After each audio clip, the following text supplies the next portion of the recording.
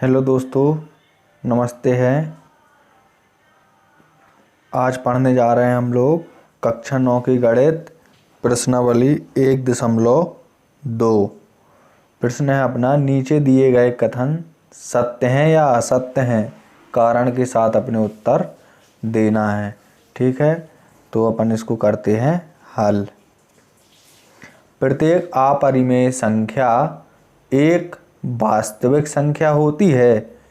ये अपन को बताना है कि प्रत्येक अपरिमेय संख्या एक वास्तविक संख्या होती है। तो मैंने आपको बताया था कि वास्तविक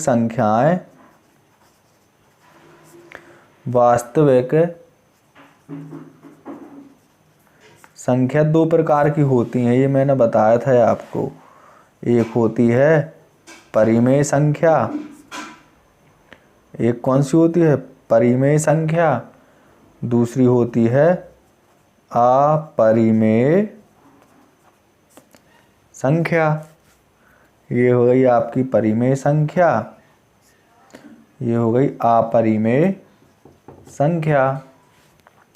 परिमेय संख्या P/Q के रूप में रहती है और ये P/Q के रूप में नहीं रहती है, अंडर रूट वगैरह में रहती है, ये वर्गमूल में रहती है।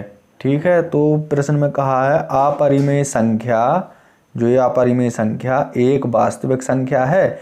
जब ये वास्तविक संख्या दो प्रकार की होती है, परिमेय और अपरिमेय, तो ये अपरिमेय संख्या वास्तविक संख्या क्यों नहीं होगी? ये तो होगी भाई। तो अपन क्या लिख देंगे आंसर में? अपरिमेय संख्या एक वास्तविक संख्याएं होती हैं, यह सत्य है। ठीक है, क्या है? यह सत्य है।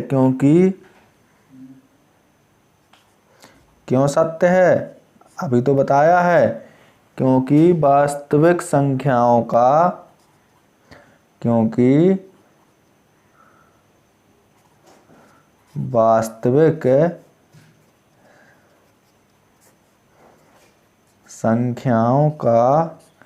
संग्रह,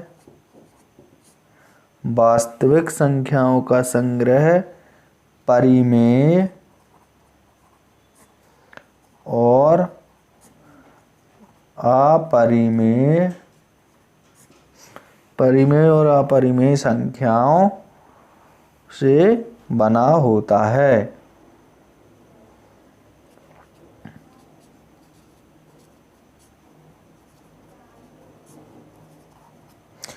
यह सत्य है, अपरिमेय संख्या एक वास्तविक संख्या होती है, यह सत्य है, क्योंकि वास्तविक संख्याओं का संग्रह परिमेय और अपरिमेय संख्याओं से बना है। ठीक है, परिमेय और अपरिमेय संख्याओं से क्या बनी है? अपनी वास्तविक संख्या, इसीलिए यह क्या है? सत्य है। अब चलते हैं अपन प्रश्न क्रमांक 1 के जो दूसरा नंबर वाला प्रश्न है उसमें। संख्या रेखा का प्रत्येक बिंदु, क्वेश्चन है संख्या रेखा का प्रत्येक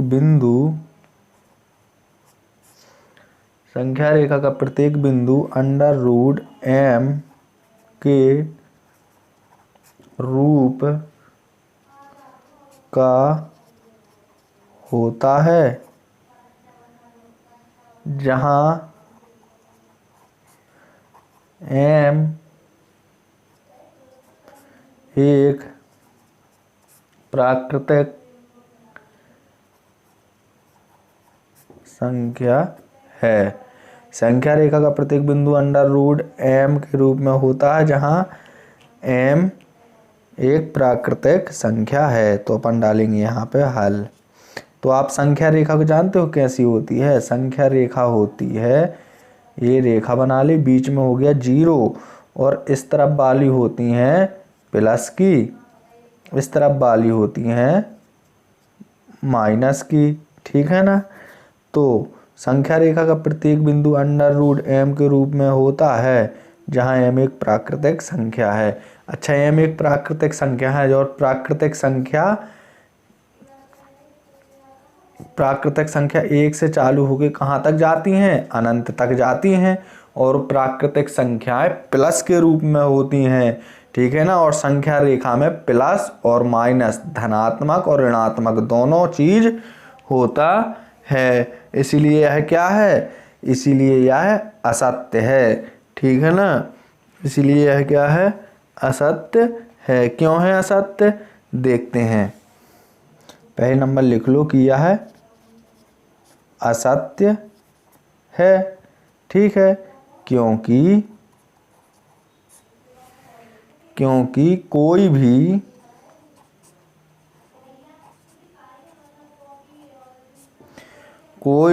ऋण संख्या किसी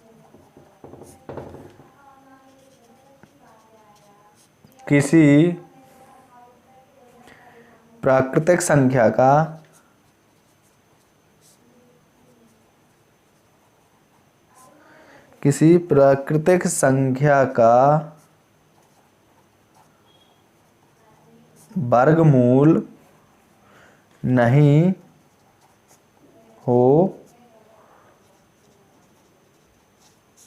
सकती है। क्योंकि कोई भी ऋण संख्या किसी प्राकृतिक संख्या का वर्गमूल नहीं हो सकती। ठीक है ना। अच्छा, भी यहाँ पे ध्यान से देखिए, आप ऋण संख्या बोला है, कोई भी ऋण संख्या, जैसे ये ऋण संख्या जे दी गई हैं। ठीक है, किसी प्राकृतिक संख्या का वर्गमूल नहीं हो सकती। क्यों नहीं हो सकती, क्योंकि प्राकृतिक संख्या तो धनात्मक में रहती है ना भाई। प्राथमिक संख्या किस में रहती है, प्राकृतिक संख्या धनात्मक में रहती है। तो कोई भी ऋण संख्या प्राकृतिक संख्या का वर्गमूल नहीं हो सकता। समझ गए ना। हाँ, तो अपन को अब करना है प्रश्न क्रमांक पहले का तीसरे नंबर में क्या दिया है, प्रत्येक वास्तविक संख्या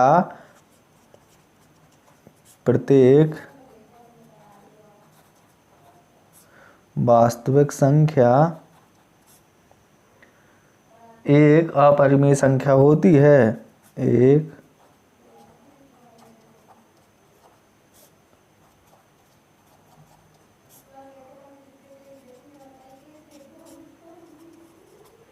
चलिए बताना है अपन को कि प्रत्येक वास्तविक संख्या एक अपरिमेय संख्या होती है। चलिए बताते हैं।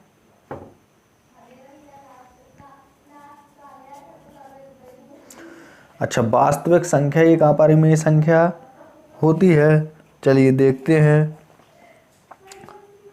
वास्तविक संख्या एक अपरिमेय संख्या होती है, जैसे ये अंडर रूट एक है। ठीक है,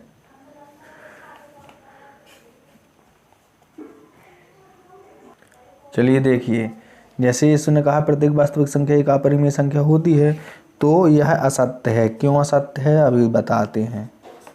प्रत्येक वास्तविक संख्या एक अपरिमेय संख्या होती है, यह असत्य है। ठीक है, क्यों है असत्य, उदाहरण देख लीजिए तो पता चल जाएगा। ठीक है, जैसे ये 2 लिखा है, ये 2 कौन सी संख्या है, वास्तविक संख्या है। ये 2 कौन सी संख्या है, वास्तविक संख्या है।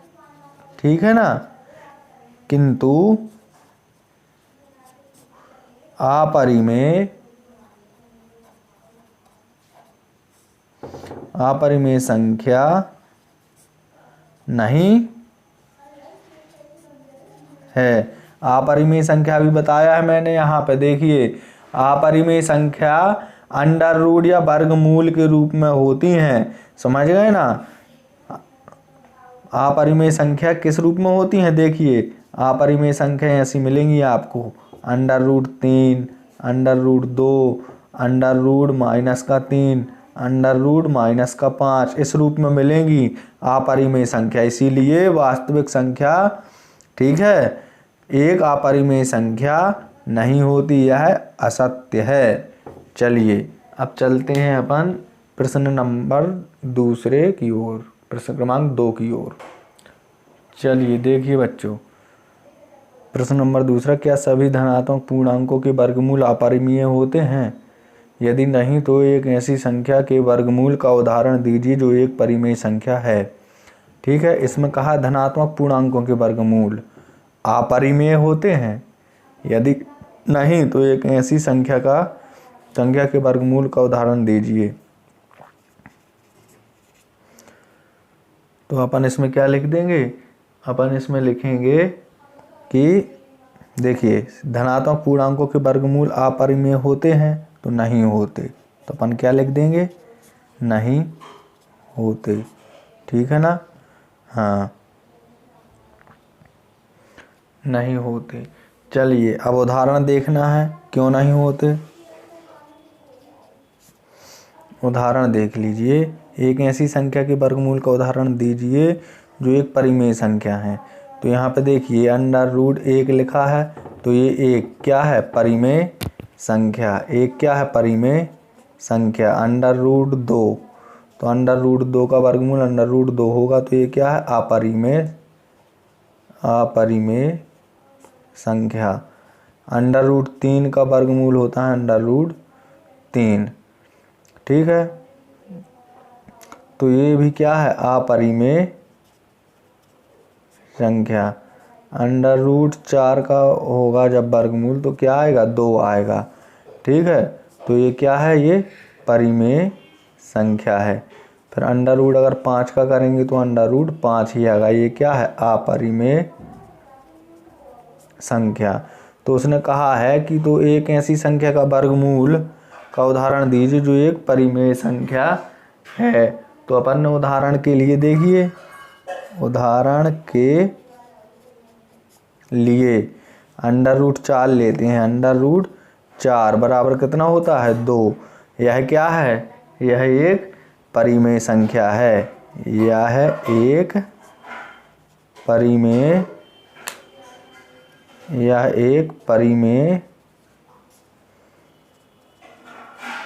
संख्या है। यह एक परिमेय संख्या है, ठीक है ना। हाँ, चलिए अब चलते हैं प्रश्न क्रमांक 3 की ओर। ये प्रश्न है 3। दिखाइए कि संख्या रेखा पर √5 को किस प्रकार निरूपित किया जा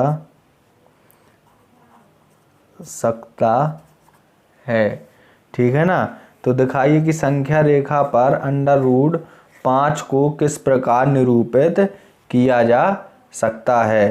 तो ये अपन को √5 को बताना है कि किस प्रकार निरूपित किया जा सकता है। लेकिन आपके इसमें 2 उदाहरण दिए गए हैं। पीछे जब आप किताब के पेज पलटाओगे तो वहाँ पे √2 और √3 इनके उदाहरण दिए गए हैं कि √2 और √3 को भी निरूपित कीजिए। तो पहले अपन √2 और √3 को अपन किस प्रकार संख्या रेखा पर निरूपित करना है वो अपन सीख लेते हैं। क्योंकि कई बार पेपर में, परीक्षा में कई बार √2 और √3 का पूछ लेता है परीक्षाओं में। इसलिए अपन को ये उदाहरण वाले सवाल है √2 और √3। तो पहले अपन इसको हल करके देखते हैं, इनको सीखते हैं, फिर इसके बाद अपन √5 को अपन संख्या रेखा पर निरूपित कर देंगे। लेकिन पहले अपन √2 और √3 को संख्या रेखा पर निरूपित करते हैं। तो देखिए हल डाला अपन ने, ठीक है ना। हाँ, एक पटरी से अपन को क्या बनाना है, एक रेखा बनाना है। पटरी से अपन ने ये बना ली एक रेखा, ये स्केल को घुमाई ये, और ये बना ली अपन ने ये बना ली एक रेखा, ठीक है ना। बीच में होता है अपना 0। क्या होता है बीच में, 0 किस तरफ होता है, 1। क्या होता है, 1 सेंटीमीटर की दूरी पे लेना है, तो 1 ये ले लिया, फिर यहाँ पे 2 ले लिया, यहाँ पे 3 ले लिया, यहाँ पे 1 आ गया, यहाँ पे 2 आ गया, यहाँ पे क्या आ गया, 3। ये काय के आएंगे, ये सभी आएंगे माइनस के, ठीक है ना। चलिए अब अपन को क्या करना है, √2 और √3 को क्या करना है, निरूपित करना है। तो अपन स्केल से 1 सेंटीमीटर, स्केल से अपन 1 सेंटीमीटर नापेंगे, ठीक है। और यहाँ पे क्या ले लेंगे, एक बिंदु, ठीक है। अच्छा, जो O है, O को अपन A नाम दे देंगे, इस बिंदु को अपन B नाम दे देंगे, ठीक है ना। जो 1 सेंटीमीटर का अपन ने ये बिंदु लिया है इसको अपन बी नाम दे देंगे, ठीक है। और बी पर अपन ये चांदा रखेंगे। मेरे पास चांदा है नहीं है, लेकिन जब आप लोग इसको बनाओगे पटरी चांदा और प्रकार की सहायता से तो आप इसको चांदा रखोगे यहाँ पे, ठीक है ना। तो चांदे से 90 डिग्री सेंटीमीटर यहाँ इस सीध में आएगा, ठीक है ना। तो यहाँ पे क्या करना है, यहाँ पे एक प्रकार जब आप लोगे 1 सेंटीमीटर का नापना, प्रकार लेना। प्रकार की ऐसी 2 नोक होती हैं, एक में पेंसिल लग जाती है और एक में लग जाएगी आपकी जो प्रकार की नोक है। तो उस नोक को यहाँ पे रखना है और यहाँ से 1 सेंटीमीटर नापना, ठीक है ना, ऐसे रखना है। एक प्रकार की नोक हो गई ये हो गई प्रकार की नोक और ये हो गई पेंसिल की नोक। इसको 1 सेंटीमीटर पटरी की सहायता से नापना, ठीक है। फिर उस प्रकार की नोक को रखना यहाँ पर और ऐसे एक क्या काट देना, चाप 1 सेंटीमीटर का यहाँ पे क्या कट जाएगा, चाप। तो ये काट देंगे अपन, यहाँ पे चाप काट देंगे 1 सेंटीमीटर का, ठीक है ना।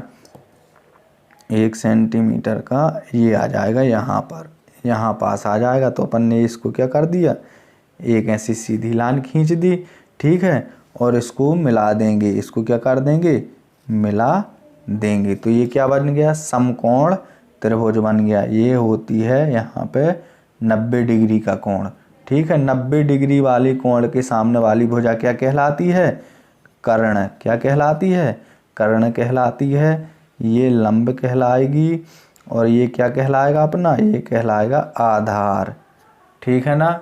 ये आधार कहलाएगा। अच्छा, ये दूरी अपन ने कितनी ली थी, ये वाली जो दूरी है, ये दूरी अपन इसको ए दूसरे कलर से भी लिख दूँ मैं, बी, और यहाँ पे क्या आ जाएगा, सी, ए बी सी। ये अपन ने ली थी 1 सेंटीमीटर और ये भी लिया था 1 सेंटीमीटर। अच्छा, अब अपन को ध्यान देना, √2 को निरूपित कर रहे हैं अभी अपन। √2 को निरूपित करेंगे तो देखिए यहाँ पे इसमें क्या लगेगी, समकोण त्रिभुज वाली सर्वसम्मिका इसमें लग जाएगी, ठीक है। हाँ, तो समकोण त्रिभुज वाली बनती है ना सभी से, कर्ण का स्क्वायर बराबर लंब का स्क्वायर, ठीक है, धन आधार का स्क्वायर। इसमें वही यही चीज लगना है, ठीक है। तो देखते हैं अपन, कर्ण का स्क्वायर बराबर लंब का स्क्वायर धन आधार का स्क्वायर। कर्ण कितना दिया गया है, OC स्क्वायर, ये अपन को क्या करना है, ज्ञात करना है, ठीक है। तो आधार लंब कितना दिया गया है, लंब दिया गया है 1 का वर्ग प्लस आधार कितना दिया गया है, 1, ये दिया गया है। इसकी अपन ने ये दूरी 1 सेंटीमीटर ली थी, तो ये आधार की दूरी कितनी है, 1 सेंटीमीटर। फिर अपन ने बी से 1 सेंटीमीटर ऊपर की ओर 90 डिग्री की ओर लंब को लिया था 1 सेंटीमीटर, तो अपन ने लंब लिख दिया है। अब आधार बचा है तो आधार को लिख दिया है। ये हो गया OC का वर्ग बराबर 1 का वर्ग 1 धन 1 का वर्ग 1, ठीक है। तो OC बराबर कितना हो जाएगा, 1 और 1 2। इसका वर्ग हटेगा तो यहाँ पे क्या लग जाएगा, √। यहाँ का वर्ग हटेगा तो यहाँ पे क्या लग जाएगा, √। चलिए अब अपना कर्ण कितना निकल के आ गया, √2, √2। ये √2 आ गया। चलिए अब क्या करना है अपन को, अब यहाँ से यहाँ तक की जो लंबाई है, यहाँ से यहाँ तक की जो लंबाई है, इस लंबाई का क्या करना है अपन को, प्रकार के माध्यम से इतनी लंबाई अपन को कर लेना है। देखिए, एक प्रकार की नोक रखोगे आप यहाँ पे, ठीक है, और जो प्रकार में पेंसिल फंसी रहती है उसको यहाँ से यहाँ तक आप नापोगे। यहाँ से यहाँ तक नापने के बाद फिर ऐसा नाप लोगे आप, फिर ये प्रकार की नोक होगा ये, और ये हो गई पेंसिल, यहाँ पे नापोगे, फिर ऐसा चाप काट देना आप, ऐसा चाप काट दोगे, ऐसा आएगा, ऐसा ऐसा ऐसा यहाँ पे। तो यहाँ पे कितना हो जाएगा आपका, ये चाप काटोगे आप, यहाँ पे प्रकार की नोक रख के पेंसिल से नापोगे, फिर ऐसे चाप काट दोगे, तो यहाँ पे कितना आ जाएगा, अंडर रूट 2 आ जाएगा। ठीक है, ये अंडर रूट 2 यहाँ पे निरूपित कर दिया है। ठीक है ना।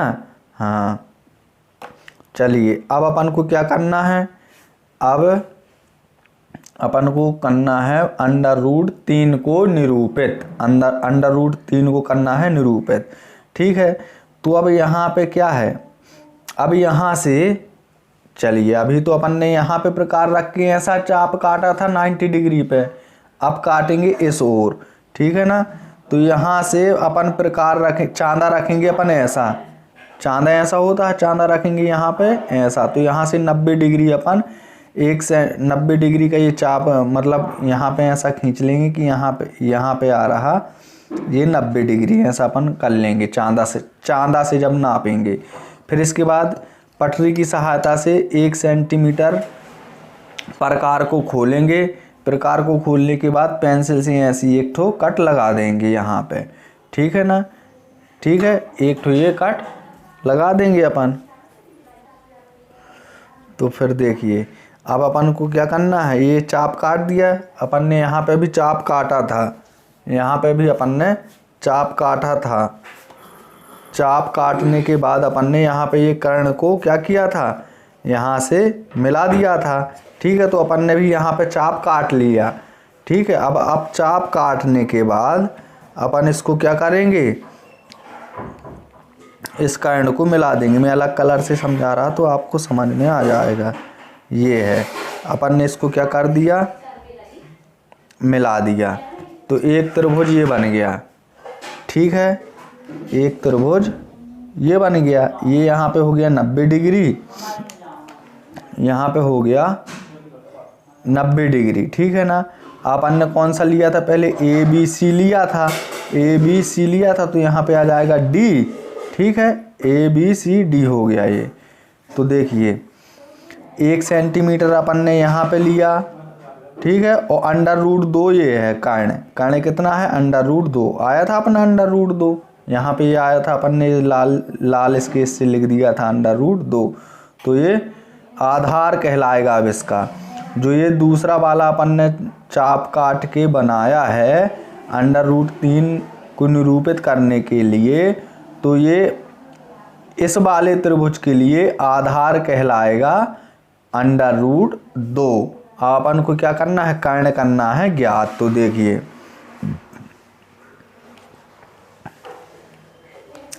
ठीक है, तो फिर यहाँ पे अपन वही चीज करेंगे,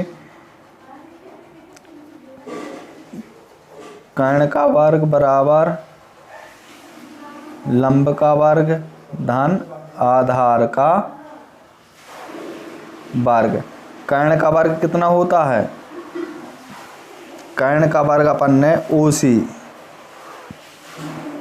कर्ण अपन को तो ज्ञात करना है, तो अपन इसको, कर्ण क्या है इसमें, OD है, O और D, O और D ये कर्ण है, अपन को ये ज्ञात करना है, बराबर लंब। लंब कितना है अपना, लंब है, इसका लंब ये कहलाएगा,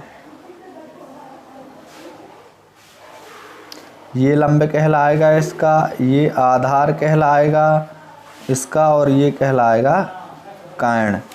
ठीक है ना, तो OD हो गया ये। लंब कितना है इसमें, 1 का वर्ग प्लस आधार कितना है, आधार है अंडर रूट 2, आधार कितना है अंडर रूट 2। तो OD का स्क्वायर बराबर 1 का वर्ग 1 ही होगा, और ये अंडर रूट 2 का वर्ग है, तो 2 से अंडर रूट कट जाएगा, तो कितना बचेगा, 2 बचेगा। OD बराबर कितना हो गया, 3। अब इसका वर्ग हटेगा तो यहाँ पे लग जाएगा अंडर रूट, तो ये अंडर रूट 3 आ गया अपना। तो यहाँ पे कितना है ये कर्ण कहलाएगा अंडर रूट 3, अंडर रूट 3 अब ये वाला कर्ण कहलाएगा। अब इस वाले बिंदु से, बिंदु A से प्रकार की सहायता से अपन इतना बढ़ाएंगे, इतनी लंबाई लेंगे। ठीक है, और एक चाप ऐसे घुमा के काट देंगे, तो ये कहाँ पे आ जाएगा, जब प्रकार से नापेंगे अपन तो ये यहाँ पे आ जाएगा, मतलब यहाँ कहीं पे आ जाएगा अंडर रूट 3। तो ये √3 को भी अपन ने निरूपित कर दिया, ठीक है ना। हाँ चलिए, अब ये √3 निरूपित हो गया।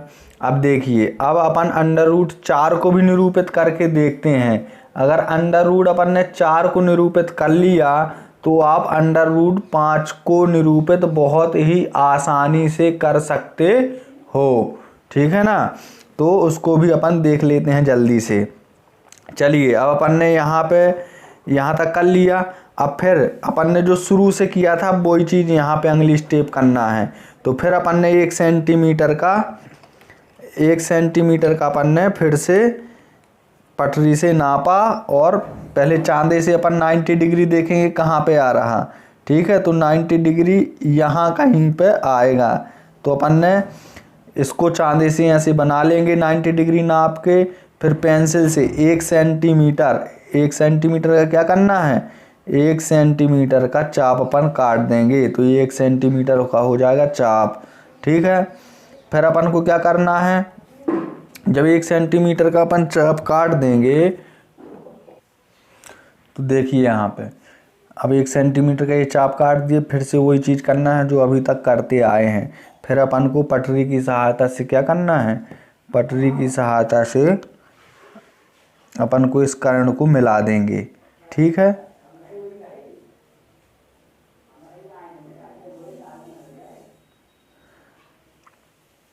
इस कर्ण को अपन मिला देंगे, ठीक है ना। तो ये 90 डिग्री वाली के सामने से जो रहती है वो कहलाएगी कर्ण, और ये हो गया इसका आधार। अब इसका आधार जो है वो कितना कहलाएगा, √3 कहलाएगा ये वाला। इसके लिए, इस वाले के लिए ये √3 आधार कहलाएगा। तो चलिए देखते हैं अपन। ये अपन √4 का अपन निरूपित कर रहे, ठीक है। तो कर्ण का वर्ग फिर लंब का वर्ग। अगर आपने इतना कुछ बन गया आपसे तो आप √5 को बहुत आसानी से निकाल पाओगे, इसलिए हम ये सिखा रहे हैं। और ये √2, √3, ठीक है ना, और √4 ये परीक्षाओं में पूछे जाते हैं, ये उदाहरण के सवाल हैं, इसलिए और अच्छे से आप इनको समझ लो। 2-2, 3-3 बार वीडियो देखो अगर नहीं आ रहा समझ में तो। प्लस आधार का स्क्वायर, ठीक है। तो कर्ण कितना है अपना, ये ABCD हो गया, इसको अपन बोल देते हैं E। ये कहलाएगी E अपनी। ये A है, ये B है, ये C है, ये D है, और ये कहलाएगी E, ठीक है। तो OE कर्ण है अपना OE बराबर लंब। इस ODE के लिए लंब कहलाएगा DE। DE क्या कहलाएगा, लंब कहलाएगा। तो यहाँ पे लिख देते हैं DE का स्क्वायर प्लस आधार कितना है OD, आधार है OD। तो OE का स्क्वायर बराबर D कितना है 1 का स्क्वायर प्लस OD कितना है, OD √3 ये निकाला था ना अपन ने। OD देखो कहाँ निकाला, ये निकाला, ये है OD बराबर कितना है √3। तो √3 अपन ने यहाँ पे इसका क्या कर दिया, वर्ग कर दिया, ठीक है। 1 का वर्ग 1 होता है, ठीक है ना बच्चों, 1 का वर्ग 1 होता है। ये देखिए वर्ग से √ कट जाएगा तो बचेगा 3। वर्ग से √ ये वर्ग है और ये √ है, वर्ग से √ कट जाएगा तो 3 बचेगा। अब OE बराबर हो जाएगा 3 और 1 कितना होता है 4। ये वर्ग हटेगा तो यहाँ पे क्या लग जाएगा √ तो OE बराबर हो जाएगा आपका 2। OE बराबर कितना हो जाएगा 2, और E कितना है ये 2 है, ठीक है। जब OE बराबर 2 हो जाएगा तो अब अपन को √5 करने के लिए बहुत ही आसानी होगी। बोलो क्यों होगी, क्योंकि देखिए अब यहाँ से फिर एक चांदा रखेंगे, 90 डिग्री नापेंगे और एक कट लगाएंगे, ठीक है। अपन एक कट लगाएंगे, फिर क्या बनाएंगे, एक त्रिभुज बनाएंगे।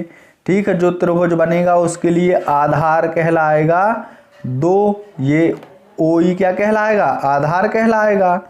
जैसे अभी तक अपन इनमें करते आए तो ये जो कर्ण है ये इस वाले के लिए तो ये आधार, देखो जैसे ये त्रिभुज था पहले नंबर का, इसको अपन ने हल किया, ठीक है। तो जो निकल के आया वो क्या निकल के आया था, ये कर्ण निकल के आया था।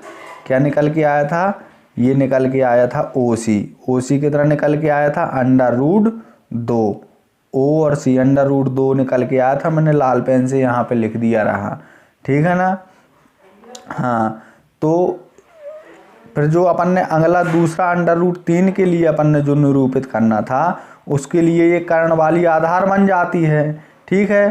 तो फिर जब अपन ने इस √3 को निरूपित कर दिया, ये कर दिया √3 को निरूपित, फिर अपन को √4 को निरूपित करना था।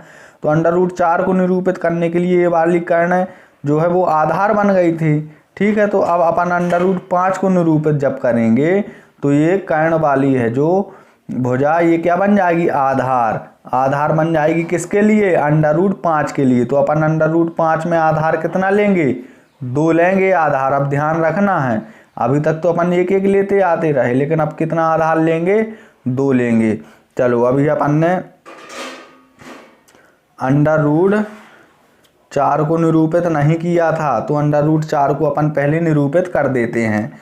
तो एक प्रकार यहाँ पे रखेंगे, पेंसिल यहाँ पे इसकी लंबाई नापेंगे और एक चाप ऐसे काटेंगे यहाँ पे, ठीक है। यहाँ पे काटेंगे चाप यहाँ पे। तो देखिए ये अपन काटते आ रहे हैं, ये काटा, ये यहाँ पे किसको बिठाल दिया, 4 को बिठाल दिया, और यहाँ पे √3 का काटा तो ये √3 को यहाँ पे बिठाल दिया, ठीक है। अब देखिए अब करना है आपको √5 का। इतना सब कुछ इसलिए किया अपन ने कि ये जो √5 है ये आपको आसानी से समझ में आ जाए और कैसे होता है निरूपित वो भी आपको हम दिखा दें, ठीक है। चलिए अब करते हैं √5 को निरूपित अलग से संख्या रेखा बना करके। चलिए अब √5 को करते हैं अपन निरूपित। तो ये है पेंसिल, ठीक है। एक अपन संख्या रेखा बनाते हैं, एक ये हो गई संख्या रेखा, ये हो गया 0, 1, 2, 3, 4 और यहाँ पे हो गया 5। इस तरफ हो गया 1 माइनस का, इस तरफ 2 माइनस का, इस तरफ 3 माइनस का, ऐसे हो गया ये। चलिए अब अपन को कितना सेंटीमीटर लेना है, 2 सेंटीमीटर लेना है। तो अपन ने यहाँ से यहाँ तक 2 सेंटीमीटर बिंदु ले लिया। क्यों लिया है 2 सेंटीमीटर, कि अभी अपन ने √4 का हल किया था ना, उसमें कर्ण कितना आया था, उसका 2 आया था। तो इस √5 के लिए वो क्या बन जाएगा, 2 आधार बन जाएगा, समझ गए ना। तो यहाँ से यहाँ तक की जो लंबाई है, यहाँ से यहाँ तक की जो लंबाई है 2 सेंटीमीटर अपन लेंगे, ठीक है। ये इसको बोल देते हैं अपन A, इसको बोलेंगे B, ठीक है। अब यहाँ से 1 सेंटीमीटर का क्या काटना है, 1 सेंटीमीटर का 90 डिग्री पर काटना है। तो चांदा लेंगे, चांदे से इसको नापेंगे, 90 डिग्री तक इसको नापना है। यहाँ पे चांदा रखेंगे, ऐसा रहता है चांदा, और 90 डिग्री यहाँ सीधे से अपन इसको नापेंगे। और वहाँ पे जहाँ भी 90 डिग्री आएगा तो वहाँ पे क्या कर देंगे, 90 डिग्री पर अपन ऐसे एक बिंदु रख देंगे। फिर पटरी की सहायता से और प्रकार की सहायता से 1 सेंटीमीटर नापेंगे और 1 सेंटीमीटर का ऐसा चाप काट देंगे यहाँ पे। तो ये अपन ने ये चाप काट दिए 1 सेंटीमीटर का, ठीक है। 1 सेंटीमीटर का ये अपन ने ये चाप काट दिया। फिर इन दोनों को क्या कर देना है, इनको मिला देना है। तो ये बन जाएगा एक त्रिभुज। ये 90 डिग्री है, यहाँ पे 90 डिग्री के सामने वाली भुजा कर्ण कहलाती है और कर्ण के सामने वाली भुजा लंब कहलाती है, ठीक है। और ये तो आधार है, तो इसको अपन ने आधार लिख दिया। ये आधार कितना लिया अपन ने, यहाँ से यहाँ तक की लंबाई, यहाँ से यहाँ तक की लंबाई है 2 सेंटीमीटर, यहाँ से यहाँ तक की लंबाई है 1 सेंटीमीटर। ठीक है, अब इसको अपन पाइथागोरस प्रमेय से अपन इसको सॉल्व करते हैं। ठीक है, तो पाइथागोरस प्रमेय है कर्ण का वर्ग बराबर लंब का वर्ग धन आधार का वर्ग। कर्ण कितना दिया गया है, ये ए है, ये बी है, ये सी है, तो ए सी है कर्ण क्या है, ए सी का वर्ग। लंब कितना है, बी सी का वर्ग प्लस आधार कितना है, ए बी का वर्ग। ए सी का वर्ग अपन को ज्ञात करना है, तो ए सी का वर्ग अपन ने ऐसे लिख दिया। बी सी कितना दिया गया है, 1 का वर्ग प्लस ए बी कितना दिया गया है, 2, तो 2 का वर्ग। ए सी को अपन ऐसे ही लिखा रहने देंगे। 1 का वर्ग 1 होता है, 2 का वर्ग होता है 4। ठीक है, तो यहाँ पे ए सी लिख दिया। 4 और 1 कितना होता है, 5। अब ए सी से वर्ग हट गया तो यहाँ पे क्या लग जाएगा, √5। तो अपना कर्ण कितना निकल के आ गया, कर्ण निकल के आ गया √5। ठीक है, अब इसको करना है निरूपित कि ये कहाँ पे आता है। तो प्रकार रखेंगे ऐसा, मेरे पास है नहीं है प्रकार, लेकिन बच्चों आपको प्रकार और चांदा की सहायता से आपको इसको बनाना है। तो ये प्रकार की नोक रखेंगे, प्रकार में पेंसिल फंसा लेंगे। ठीक है, और फंसा के ऐसा एक चाप इतनी दूरी का अपन नाप लेंगे, फिर यहीं पे प्रकार की नोक रहेगी और इसको ऐसे घुमाना। ऐसे जब घुमाओगे, ठीक है, तो कहाँ पे आएगा, जहाँ भी आएगा आप उसको काट देना नाप के। ठीक है, मैं तो वैसे ही कर दिया मैंने। तो ये √ क्या हो जाएगा, √ हो जाएगा यहाँ पे 5 आ जाएगा। ठीक है ना बच्चों, यहाँ पे आ गया ये √5। ये हो गया अपना निरूपित। ऐसे निरूपित करना है, तो ये अपन ने निरूपित कर दिया है। ठीक है ना। अब अगली प्रश्नावली पढ़ने के लिए चैनल को कर दीजिए सब्सक्राइब और बेल आइकन को प्रेस कर दीजिए ऑल पर, बेल आइकन को दबा दीजिए, ताकि जो अगली प्रश्नावली 1.3 है वो उस जैसे ही वो मैं अपलोड कर दूंगा यूट्यूब पर, तो आपको उसकी जानकारी मिल जाएगी। ठीक है ना बच्चों, और इसको शेयर भी कर देना ताकि और लोगों तक पहुंच जाए और